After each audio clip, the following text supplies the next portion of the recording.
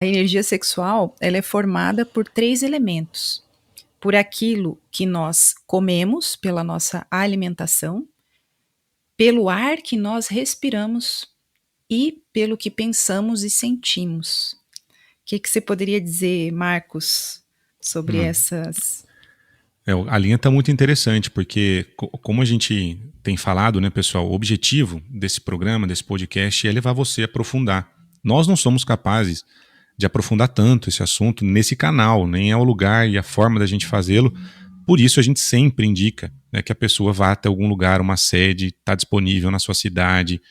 Se não tiver na tua cidade, busca, né, o contato mais próximo, porque nos cursos de gnose a gente vai abordar isso de uma maneira mais organizada, ainda mais esmiuçada, mais simplificada e também mais didática, porque ela vai ter toda a relação dos temas que a gente tem aqui. Mas eu acho que aqui já o intuito é despertar em cada um esse potencial, essa beleza, e já trazer as ideias de olha o que a gente é capaz de fazer.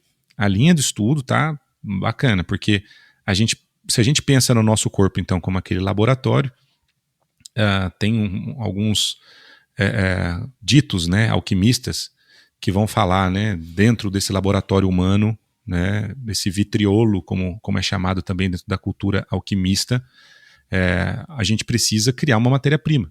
Se a nossa energia é uma Uhum. matéria-prima de criação, se eu vou fazer ou construir tijolo, qualquer coisa, e pego um barro de má qualidade, naturalmente o meu tijolo vai ser de má qualidade.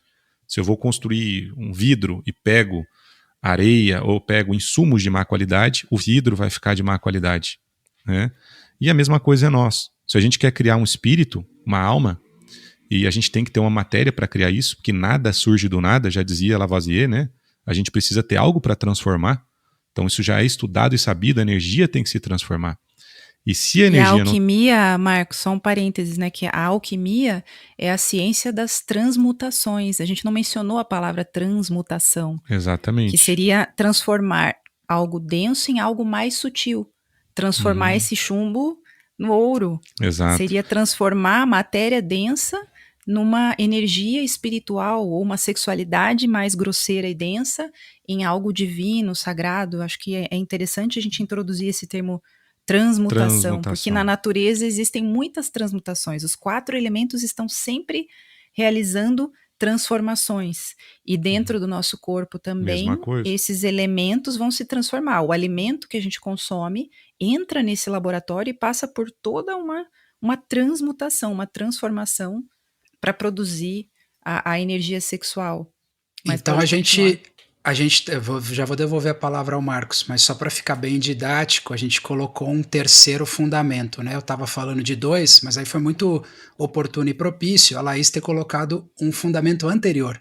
Então nós temos a formação da energia como primeiro fundamento, a conservação, a sábia conservação de sua quantidade, de sua pureza, como segundo fundamento, e a sábia ou a inteligente utilização dessa energia em prol do despertar espiritual do ser humano. Seriam os 3 fundamentos.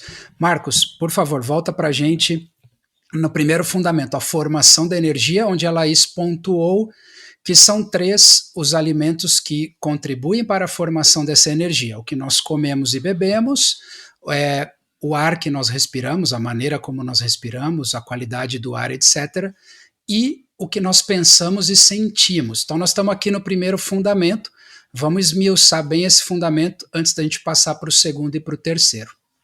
Exato. Então, existe um axioma esotérico também que fala sobre o mercúrio da filosofia secreta, né? Tomarás o mercúrio da filosofia secreta, diz. Há que cozê-lo e recozê-lo até destilá-lo. Tomarás, para isso, um recipiente semilíquido, semissólido, chamado vitriol, uma coisa assim, né? Segue assim a frase, mas quando ele fala tomarás o mercúrio Uhum. da filosofia secreta, que a gente já falou do caduceu, quer dizer que existe uma matéria-prima. Então, essa energia é uma matéria-prima de trabalho. E o que a gente tem falado, estamos falando aqui, é que a matéria-prima tem que ser boa, né? O primeiro passo é esse. Se a gente tem uma matéria-prima de má qualidade, a gente não vai formar uma coisa de boa qualidade. Não tem sentido eu querer formar uma coisa de boa qualidade com um insumo de má qualidade. E aí a Laís trouxe que a gente precisa se preocupar com o que a gente come, com o que a gente pensa, sente, né, e como e o que a gente respira. Aí a gente começa a ver um problema crítico na nossa humanidade, por quê?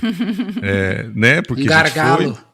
Tem um mestre gnóstico que fala no prefácio de um livro, né, que ele diz que os homens foram para as cidades para arrumar e resolver problemas que não existiam quando estavam no campo, né? Então a gente já tem um princípio de que hoje, na vida que a gente tem, o que a gente respira é um ar mais poluído, o que a gente come são alimentos ultraprocessados, transgênicos, que já não têm essa energia para poder dar ao corpo uma matéria-prima de qualidade, e os nossos pensamentos e emoções são tóxicos, porque a gente se alimenta quase todo dia com notícias terríveis, com emoções terríveis, filmes, noticiários, novelas, etc., que vão fazendo com que a energia que está entrando e formando essa matéria-prima de tudo que nós somos, na verdade, é de péssima qualidade. Então, o primeiro passo e o mais básico para a formação dessa energia, que a gnose gosta de trabalhar na base das coisas, no fundamento das coisas, são as mudanças de hábito, né? Na parte da alimentação. Então a gente vai chegar a práticas respiratórias, por exemplo.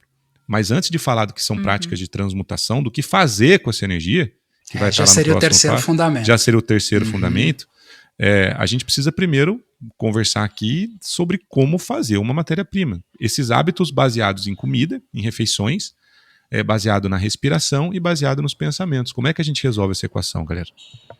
Então, eu gostaria de colocar aqui as 3 gunas de Mula Prakriti, que são sattvas, rajas e tamas. Talvez o nome seja um pouco desconhecido para uma parte das pessoas que escutam, talvez outras já estejam familiarizadas com esses termos, mas é imprescindível nós conceituarmos o que é algo sátvico, o que é algo rayásico e o que é algo tamásico, porque a qualidade do alimento, seja ele sólido ou líquido, a qualidade do ar e a qualidade do que entra e que vai produzir pensamentos e emoções, para que esteja supercarregado de Shakti potencial, de prana, de energia solar, de energia vital, de energia crística, como a gente queira chamar, para que esteja supercarregada essa comida, essa bebida, esse ar ou essa impressão, essa informação desse Shakti potencial, desse valor energético que vai contribuir para a formação de uma matéria-prima de qualidade, é necessário que, como o Marcos dizia, nós saibamos selecionar que esses 3 alimentos sejam idealmente sáttvicos, ou seja, supercarregados desses valores. E o oposto disso, lá no outro extremo, é o tamásico, que praticamente não tem esses valores, e no meio disso está o rayásico, que ainda conserva um pouco desse valor energético divino, sagrado, mas que já perdeu um pouquinho também. Então, saber selecionar comida, bebida, forma de respirar e buscar o ar que ainda tem essa superpotencialização sátvica e, sobretudo, as impressões, ou seja, as informações que vão entrando e produzindo pensamentos e emoções que também tenham essa característica da harmonia, essa característica da harmonia divina, da harmonia da natureza, porque é aí onde está. Quanto mais próximo da natureza está o alimento, o ar e as informações que nós consumimos e que se convertem ou que desencadeiam pensamentos e emoções, quanto mais próximo da natureza estão esses 3 alimentos, mais sátvico eles são e, portanto, maior potencial energético, divino, crístico, solar, para que possa formar em nosso laboratório interno uma energia sexual de qualidade ótima.